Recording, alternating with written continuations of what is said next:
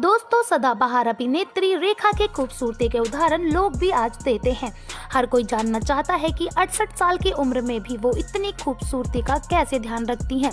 हालांकि रेखा आज अपने साथ एक रहस्य लेकर चल रही हैं, जिसे जानने के लिए हर कोई उत्सुक है, और वो राज है रेखा का सिंदूर। आज भी रेखा किसके नाम का सिंदूर लगाती हैं, ये किसी को नहीं पता, और ना ही रेखा स्पष्ट तरीके से कुछ बताती हैं। जब भी रेखा किसी फंक्शन या पार्टी में मांग में सिंदूर लगाकर पहुंचती हैं, तो हर किसी के मन में यही सवाल होता है कि रेखा अपनी मांग में किसके नाम का सिंदूर लगाती हैं।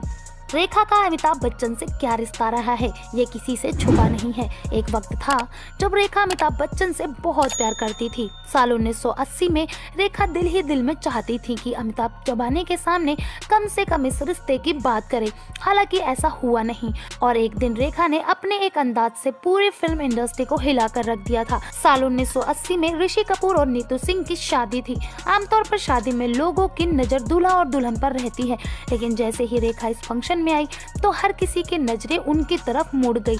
ऐसा इसलिए हुआ क्योंकि किसी शादीशुदा महिला की तरह रेखा उस दिन मांग में सिंदूर भरकर आई थी।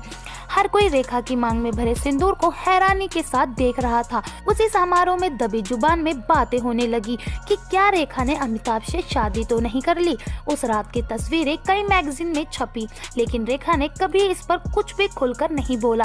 बॉलीवुड सूत्रों की माने तो रेखा अपने उस प्यार के नाम का सिंदूर लगाती हैं, जिनके लिए वो पिछले 35 सालों से तड़प रही हैं। हालांकि कुछ लोग कहते हैं कि रेखा सिर्फ अपनी खूबसूरती को बढ़ाने के लिए मांग में सिंदूर भरती हैं। रेखा को ना तो कभी पिता का प्यार मिला और ना ही वो प्यार मिला जिसको उन्होंने चाहा। रेखा ने जब भी दिल लगाया, हमेशा उनका दिल और भरोसा ही टूटा।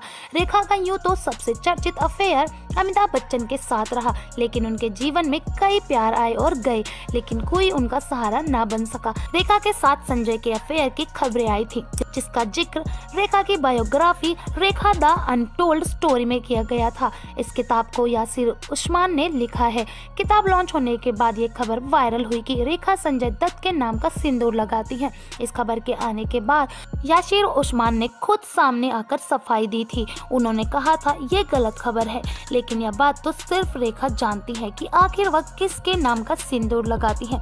उनके बारे में कहा जाता है कि वह संजय दत्त या फिर अमिताभ बच्चन के नाम का सिंदूर लगाती हैं, लेकिन इसमें कितना सच है कितना झूठ, या तो वक्त ही बताएगा। तो दोस्तों, आप हमें कमेंट में बताइए कि आपको क्या लगता है कि रेखा जी किन के नाम का सिंदूर लगाती हैं। कमेंट में जरूर बताइएगा। तो मिलते हैं अगले वीडियो में, तब तक आप अपना ध्यान रखिए। Bye bye.